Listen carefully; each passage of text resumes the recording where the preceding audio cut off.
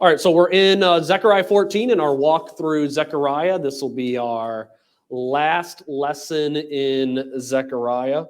And then we're almost done with going through the minor prophets after a long study. So we'll have a few weeks after this one, but we'll start with this morning. We'll have Zechariah chapter 14. So what do you think is the most important day in all of human history? Now, most in the church would say that the most important days in human history are the death or the resurrection of Jesus Christ. And while it may be difficult or even foolish to argue against those being the most important days in human history, actually, when I wrote my little self-published book, Reset Your Life, I had a section in there where I talked about the resurrection and the death of Christ as the two most important days in history. But in light of preparing for this lesson, I began to think that maybe those aren't the two most important days in human history. Maybe they'll end up being the second and third most important days in human history. But I think there might be one day that'll end up being seen as more important than Calvary and the empty tomb, but it just hasn't happened yet.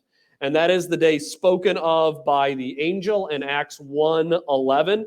As Jesus was ascending into heaven, the angel said to the disciples, "Men of Galilee, why do you stand looking into the sky? This Jesus who has been taken up from you into heaven will come in just the same way as you have watched him go into heaven." So I think the most important day in human history will be the day when the Son of Man returns. When he returns to earth in the same physical manner in which he ascended, when he lands on the Mount of Olives, and when that mount is split in two.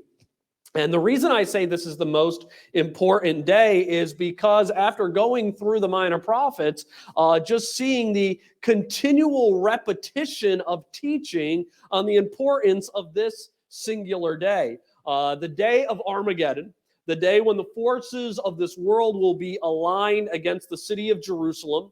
And then Jesus, their Messiah, will ascend from the clouds to rescue and defend them. That day is prophesied again and again and again and again and again. Now, I don't want to actually debate anyone on the importance of, is the resurrection more important than the second coming? But the reason I wanted to bring up this sort of level of importance and inject this day into our thinking is that we do, I believe, all need to have the second coming of Christ as one of the monumental days in all of human history in our minds. One thing about being a dispensational Christian is that we have the wonderful hope of the rapture. And the rapture is good, and the rapture is lovely. And what I'm going to say, I don't want to tarnish any hope for the rapture, but when you compare the rapture to the second coming, the rapture is really, it's just a mystery in the Old Testament. It's a single note in comparison to the grand symphony of the second coming. The reason I say that is that once we go up into heaven, if you're those who are raptured, what will the saints be doing in heaven during that time period?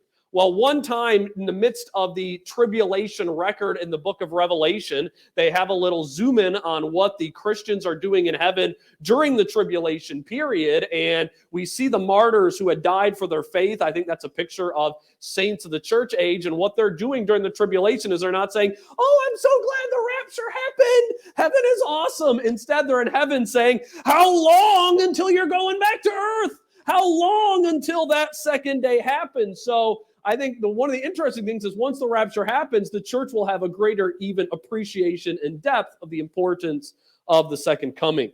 And one of the things that sort of just drove me home to this is that Zechariah, again, is describing this kingdom, describing the last days, and he spends far more time focused on the first day of the Millennial Kingdom than he spends focused on all of the 365,000 days to follow. So for him, the first day is clearly the day that is so important. We've had 2 chapters the last 2 weeks looking at the importance of this day of the Lord when Jesus Christ returns. And now in chapter 14, which in my opinion is the transition to the larger description of the Millennial Kingdom, even in this chapter, the first 15 verses are again on that day of Armageddon, that day of the Lord's coming, and only 6 verses are on the actual kingdom and what will happen after the Lord arrives. So such an important day, and we need to have it that way in our thinking. So let's look now at another different perspective of what will happen on the earth at the coming of the Lord, seen in Zechariah 14, 1 and 2. Behold, a day is coming for the Lord, when the spoil taken from you will be divided among you. For I will gather the nations against Jerusalem to battle, and the city will be captured, the houses plundered, the women ravished, and half of the city exiled, but the rest of the people will not be cut off from the city. So again, what I think Zechariah is really aiming here and driving home is that there will be a singular key sign in the world that the Lord is about to come, that the good shepherd is going to come for his people. And the key sign to look for will be the alignment of the nations of the world against Jerusalem for battle. That is the key sign. There will be a worldwide coalition that is formed against Jerusalem and Judah for battle. So if you do not see armies surrounding Jerusalem, do not look for Jesus Christ to return. And if you do see a worldwide coalition surrounding Jerusalem, well, I'm sorry, you missed the rapture. But good news, the tribulation is just about to be over and Jesus is coming back. One of the keys to this verse is that the time right before Jesus comes back, it'll be an ugly time. It will be catastrophic. It will be destructive. We will not have armies standing around Jerusalem waiting to fight, but those armies will be plundering, they will be attacking, they will be destroying, and they will be doing worse on their way to Jerusalem.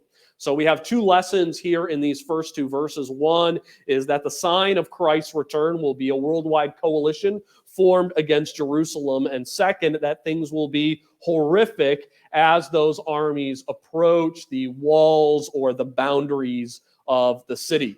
Now, thankfully, after these two verses of things preparing for Christ to come, he comes really quickly in the account in chapter 14.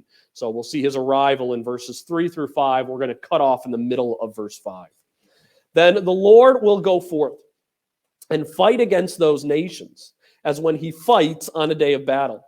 In that day, his feet will stand on the Mount of Olives, which is in front of Jerusalem on the east. And the Mount of Olives will be split in its middle from east to west by a very large valley, so that half of the mountain will move toward the north and the other half toward the south.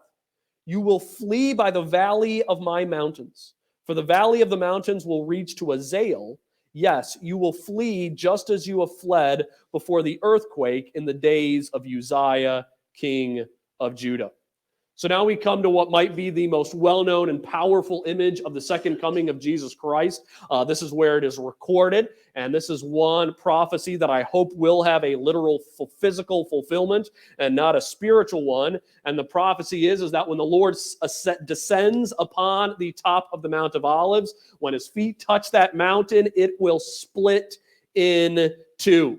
And by the way, if you go to Israel and you're making plans for a trip, and it does not include a stop at the top of Mount Olives, find a different trip to go on. Because there's a lot of places you visit when you go on those tours where it's like, I'm not sure if this is really where this happens. We know where the top of Mount Olives are. That's one of those sure locations. There's not a whole lot of them, but it's interesting that one of the places that we are positive about in Jerusalem, the area of Jerusalem, is where the top of this Mount of Olives will be. So make sure you're up there. That is a spot where Jesus descends. And when he hits the top of that mountain, we read that it will create a valley in the midst of the mountain. And that valley will have a specific purpose, which isn't normally brought up in the teaching of it. But the purpose of that valley will be to provide a place of refuge for God's people who are currently living in Jerusalem. So that valley will be a place for them to flee into, to find protection for the devastation that will come at the arrival of the Son of Man. There's two reasons I want to hold to a physical, literal splitting of the mountains, even though a lot of theologians don't. The first reason I think that this will happen is, one, I am of the opinion that this is far less spectacular than the parting of the Red Sea. If you believe that the Lord could part the Red Sea, parting the Mount of Olives is like child's play. Like, it's the difference between one taking a hammer and parting a rock, or going to a bathtub full of water and hitting your hand in it and thinking that that's going to divide those waters. Obviously, it will not. If God can part the Red Sea, he can easily divide the Mount of Olives. The second reason I think this is literal is that there is a specific purpose for it in the passage. Jesus isn't just doing this to say, hey, look at how powerful I am, but he's doing this to provide a place for his people to flee. And the location they flee to is a location called Azel, which is one intriguing because we don't have any city by that name. So there is no city by the location of Azel really at any time in history. So I am taking a guess here that Azel will end up being that valley area that is created in the Mount of Olives. And they will name that valley Azel afterwards in commemoration of what happened at that day. And I think the significance of the name Azel is that name Azel has the same root as the Hebrew word for altar. And if you remember, there are many times in the Old Testament where people, when they were in trouble, where did they go to find refuge? They went and grabbed the horns of the altar and said, if I'm holding the altar, no one will get me while I'm there. So God's making a place of protection, just like that altar for the people to flee to at that time period. So since we don't have any city named Azel, like I said, my assumption is we're going to have a whole new location created by that valley. And I think that'll be the new name of it at that time. So we read that the Lord will come, he'll descend, he will land on the Mount of Olives, they will split in two, they will provide a place of refuge for his people. But then we get what I think are probably the most intriguing verses of this chapter, and that's verses 5-7, because there's going to be kind of two wars going on at once. And I think this is pointing out to the more supernatural of the wars. Then the Lord, my God, will come, and all the holy ones with him. In that day there will be no light. The luminaries will dwindle. For it will be a unique day which is known to the Lord, neither day nor night. But it will come about that at evening there will be light. Now this could be some dramatic, miraculous occurring of something happening with the sun, moon, and stars. But let me give you another option, and you can take it if you like, and if you don't want it, then just go with the something explainable occurring amongst the stars and the sun. I don't say unexplainable to be disparaging of that. We just don't have any details in the text. But we read in verse 5 is that the Messiah is going to come with his holy ones. Now, the holy ones could be a collection of the saints who have died before, both in the church and in Israel. In Numbers chapter 6, verse 13, the congregation of Israel is called the holy ones. Same term we have here in these verses. But also we read this in Psalm 89, verses 5 and 7. We read, the heavens will praise your wonders, O Lord. Your faithfulness also in the assembly of the holy ones. And then skip down to verse 7. A God greatly feared in the council of the holy ones, and awesome above all those who are around him. So the holy ones in Psalm 89 are what we'd call the heavenly hosts, the angelic beings. And I think what verses 5-7 could be talking about in the imagery of the lights and the luminaries and the darkness of that time period, it could be what you could say a symbolic way of pointing toward a war between the forces of heaven, the forces of the Holy One, the Lord, and the fallen forces of darkness, that is those of heaven or hell. I think one thing that we see clearly in Revelation is that I think there will be a battle between the holy angelic forces and the fallen demonic forces. And I think that what Zechariah 14 could be pointing to is that in some ways what's going to happen with that angelic battle is that it will actually cause the sky to darken, and that the light coming up at the end will show that the forces of God have become victorious in that one-day battle. And I think one of the reasons I want to go with this view personally is that I think it aligns very well with Revelation chapter 20, verses 2 and 3, because we see in Revelation 20 that one of the results of the Son of Man coming and establishing his kingdom is that Satan will be chained and locked in the bottomless pit. And I don't know about you, but when I read about Satan being locked in the bottomless pit, I don't think it will only be Satan. But I think Satan is standing for all of his forces who are aligned with him will be taken and chained and thrown in darkness. And I think verses 5 through 7 is pointing toward that spiritual battle between the angels and demons, between all the sons of God when they go to war. And in less than a day's time, the forces of heaven will prove to be victorious. Now, I say that to understand, I know it is all a little speculative, but I think it aligns very well with what we see in Revelation with the binding and the chaining of Satan. And I think it makes sense that you're going to have this type of battle during this time period. So I think this kind of cryptic writing on the luminaries is meant to point not to the physical stars and sun in the skies, but to a battle that's going to be taking place with the holy ones. As you can see in Psalm 89, they have that type of language of being stars and suns in the sky. And one thing I'm thankful for reading this is that I don't think we're probably going to be part of that battle. I would not want to be part of that battle, and we'll just let the angelic forces handle that one, and we'll look on from the sidelines. But I think the key to having this here is letting us know that once Jesus' kingdom begins, what will it be a kingdom that will be free from? It'll be a kingdom free from the influences of Satan and his demonic forces that are going to be tempting and leading people into sin. That type of influence will be lost during that time. And now we're going to see a change in the physical world in verses 8 through 10. And in that day, living waters will flow out of Jerusalem, half of them toward the eastern sea, and the other half toward the western sea. It will be in the summer as well as in the winter, and the Lord will be king over all the earth. In that day, the Lord will be the only one, and his name the only one. I'm just going to pause there and say this is another reason I go with that luminaries view, is because I think the significance of the Lord being the only one is saying all the forces in opposition of him are gone. They're out of the picture. They've been chained and put away. So right now, he is the only one.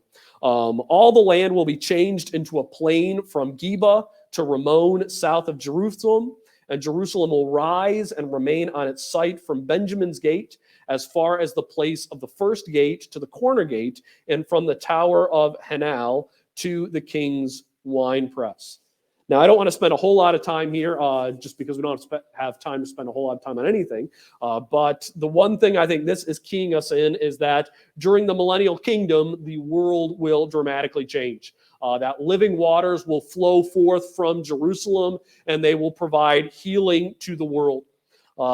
Lands that were once deserts will become fertile fields. Rocky hillsides that are practical and unusable will become fertile plains. And I think this is a change that begins in Jerusalem. And in my view, I think it's going to stretch across the entire world.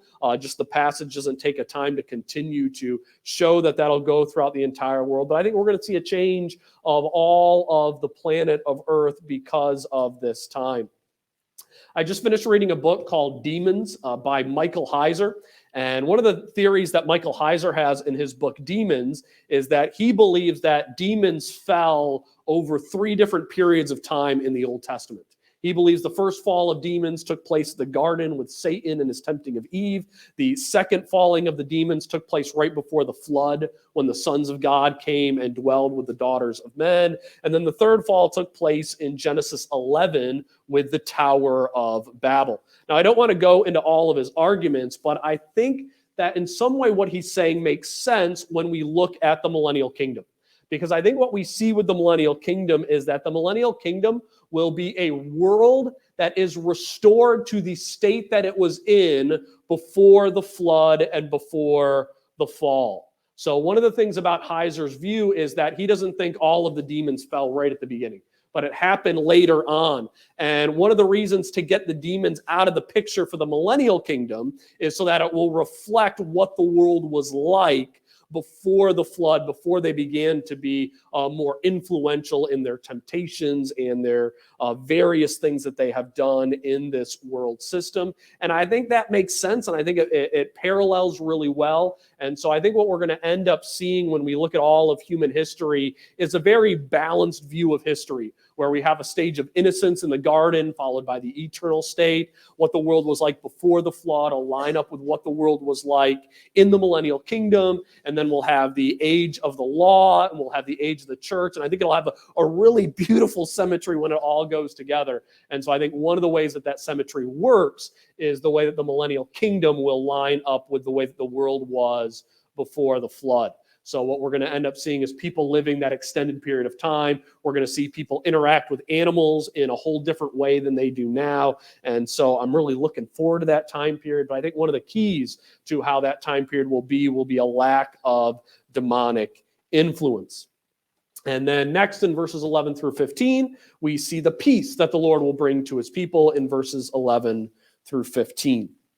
People will live in it, and there will no longer be a curse. For Jerusalem will dwell in security. Now this will be the plague which the Lord will strike, with which the Lord will strike all the peoples who have gone to war against Jerusalem. Their flesh will rot while they stand on their feet, and their eyes will rot in its socket, and their tongues will rot in its mouth. It will come about in that day that a great panic from the Lord will fall on them, and they will seize one another's hands, and the hand of the one who lifted against the hand of another. Judah also will fight at Jerusalem, and the wealth of the surrounding nations will be gathered, gold and silver and garments in great abundance. So also, like this plague, will be the plague on the horse, the mule, the camel, the donkey, and all the cattle that will be in those camps. Now we read here once again of the demise of the forces that are aligned against Jerusalem. And here their destruction is described basically as a very horrific plague.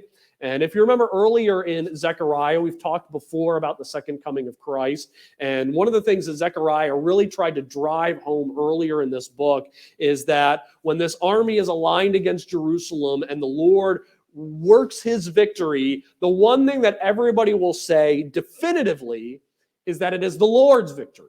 That he did it. It was not because of the people in Jerusalem and their battle plans, but it was because of what the Lord did. One of the emphases on this earlier in the book was talking about how when he comes down, the first people who we save will be those outside of the walls. So those outside of the barriers of protection, the Lord will save as a way to say, I am the one who's doing this. The great warriors will be the weakest people of the city. Another way to say that the Lord will be doing this. And then we have a final image here in chapter 14 to emphasize this is the Lord's victory, and that is there will be a great plague that will fall upon that army to the point where in the midst of this plague, for some reason, they will end up fighting against themselves. And again, I think the key to this victory is that because of the way it works, and then to have the Lord himself present on the earth, is that the one thing that will be definite is that there will be security for God's people. And I think this will be the key, that God's people, as they have God's Son dwelling with them, they will be able to live in absolute security. And just imagine for a moment how comforting this would be, not only to the Jews in the time of Zechariah, but even the Jews up to this very day. And the one thing that you have not been able to have pretty much throughout all of their history, if you're a Jewish person, is security. For all of their history, there are people who are out there looking to kill them for no other reason than because they're Jews. That's it. Throughout all of their history, they are always looking behind their back. No one has to put more into their national defense than the Jews. And the thing about the Jews' national defense, I don't know about you, but I've seen videos of them using it. I haven't seen videos of them today using our American defenses, here. We don't need to use them to take down missiles that are coming on our borders. I've seen the missile defense system in Israel taking down missiles that are going into their borders. They are always living without security. And we need to remember that one of the main points of Zechariah, this is not about us, but this is about the Jews. This is about Israel. This burden is the burden of Israel.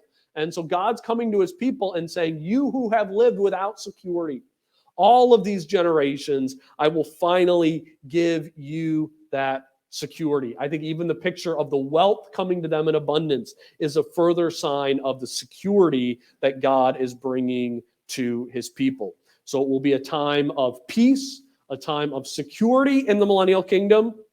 And now we're finally going to get to describing the kingdom itself, as we see that it will be a kingdom of worship. Well, sort of. Then it will come about that any who are left of all the nations that went against Jerusalem will go up from year to year to worship the King, the Lord of hosts, and to celebrate the Feast of Booths. And it will be that whichever of the families of the earth does not go up to Jerusalem to worship the King, the Lord of hosts, there will be no rain on them.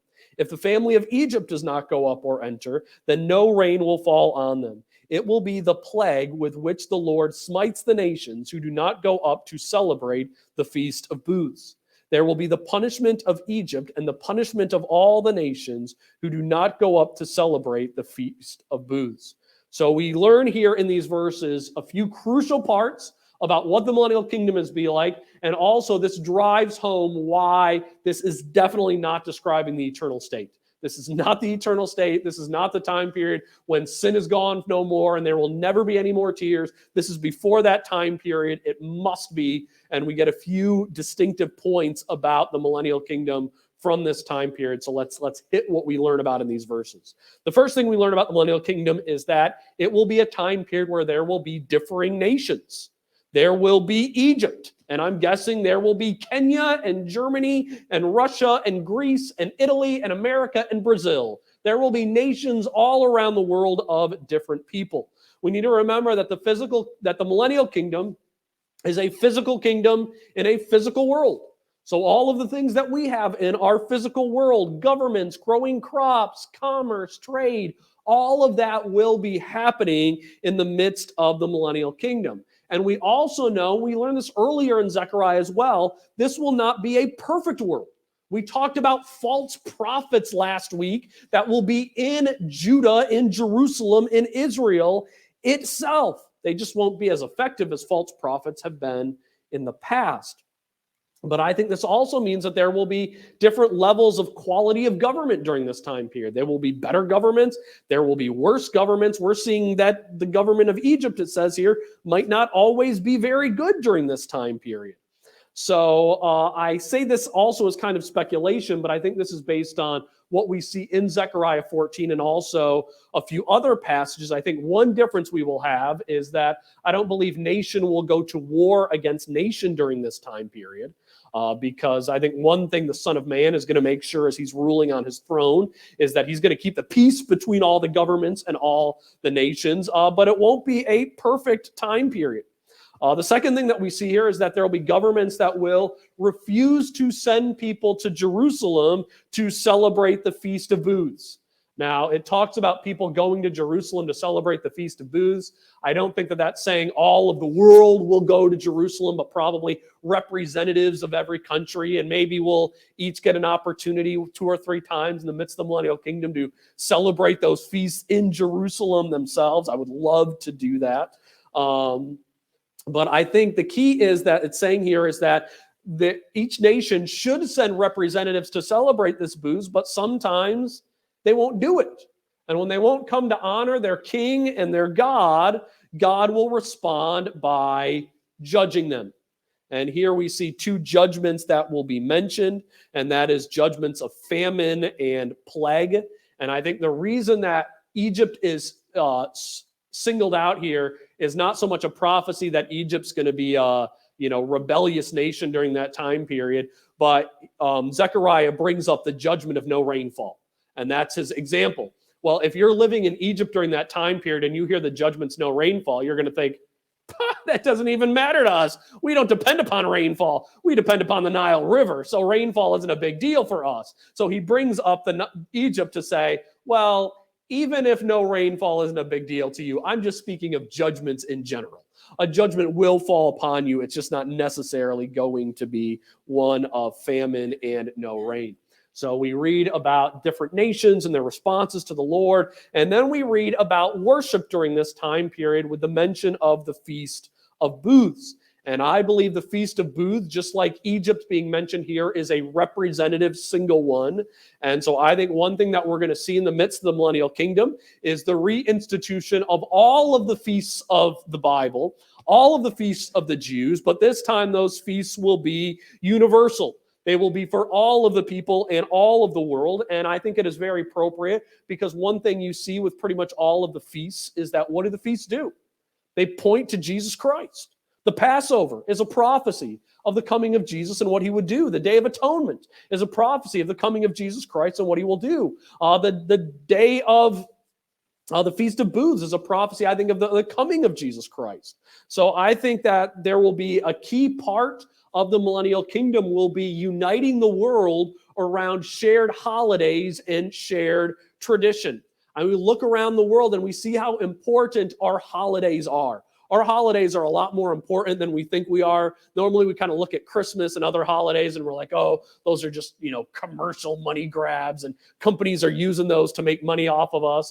And sure, yeah, companies make money off of us for our holidays. Like nobody's going to deny that. But those holidays also have a way of bringing us together as a nation, as a people.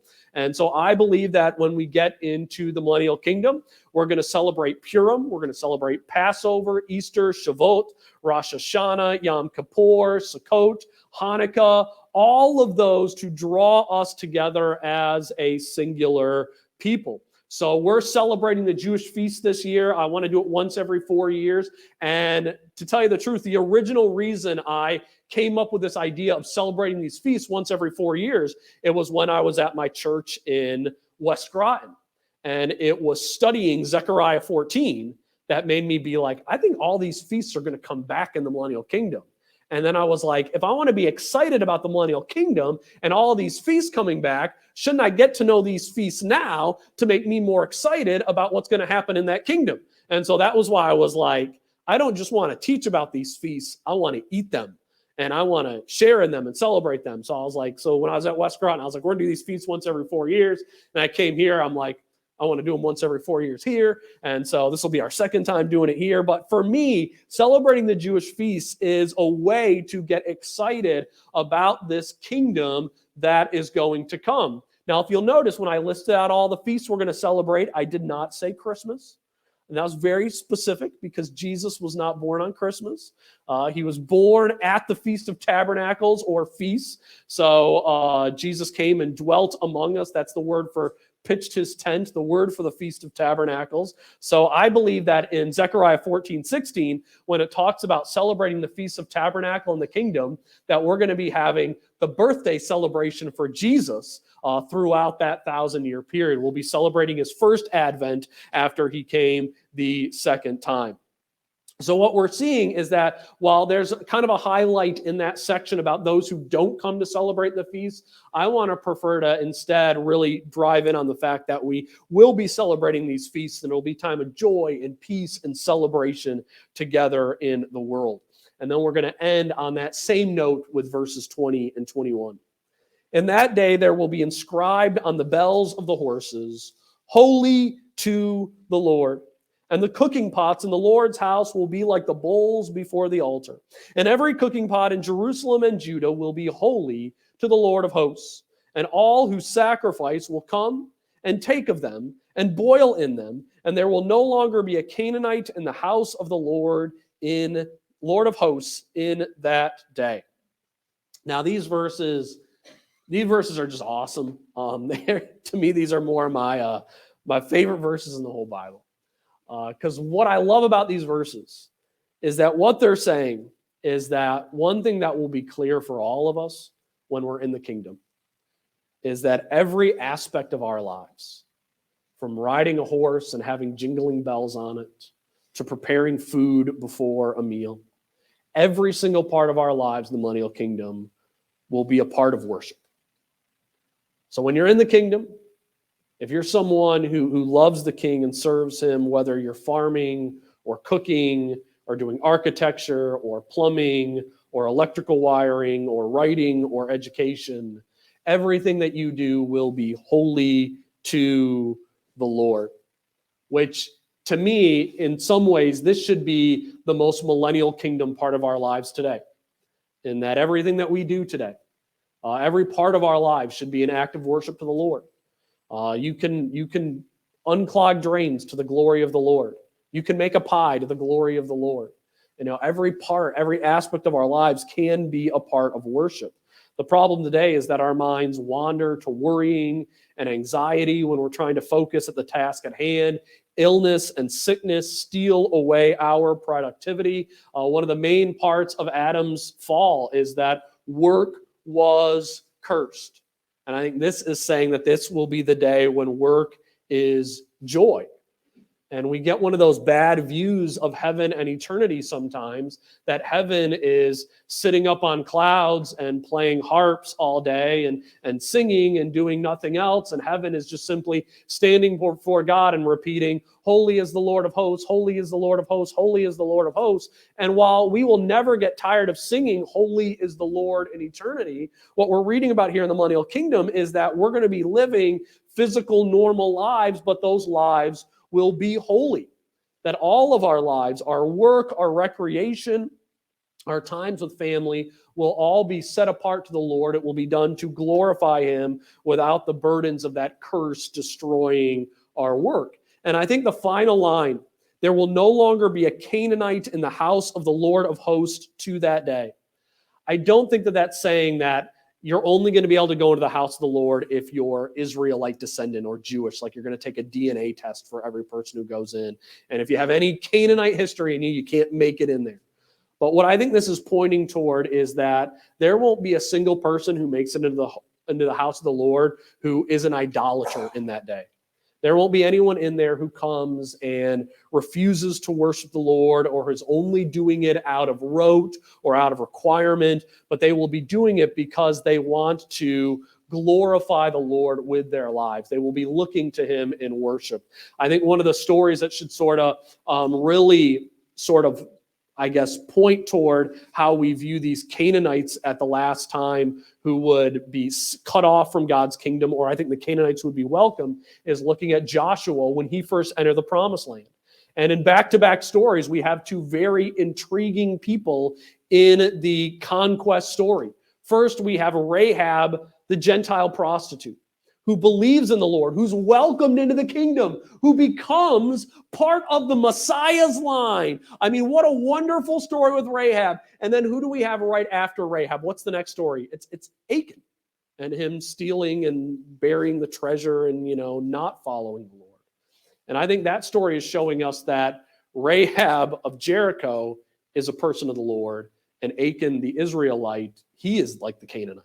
And so it's really about worshiping the Lord and following Him. And so I think this is pointing toward the fact that all people that will come before the Lord's house will truly worship Him in heart and soul, and they will glorify Him.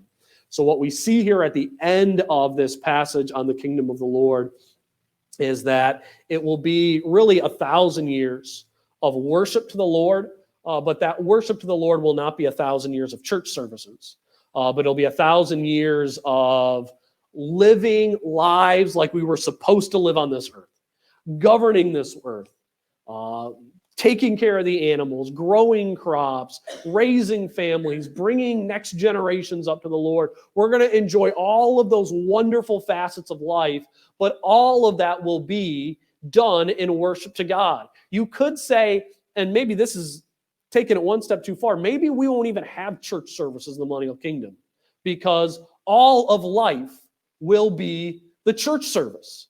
Like, why do we need to gather together and listen to somebody like me drone on about the Bible when every time you're walking with someone, you're talking together about the Lord all of the time, and your time that's spent is all brought in glory to the Lord? I think one of the reasons we need to set aside these times for church service is that we're so bad at living all of life holy to the Lord throughout all of the other 6 days that we live.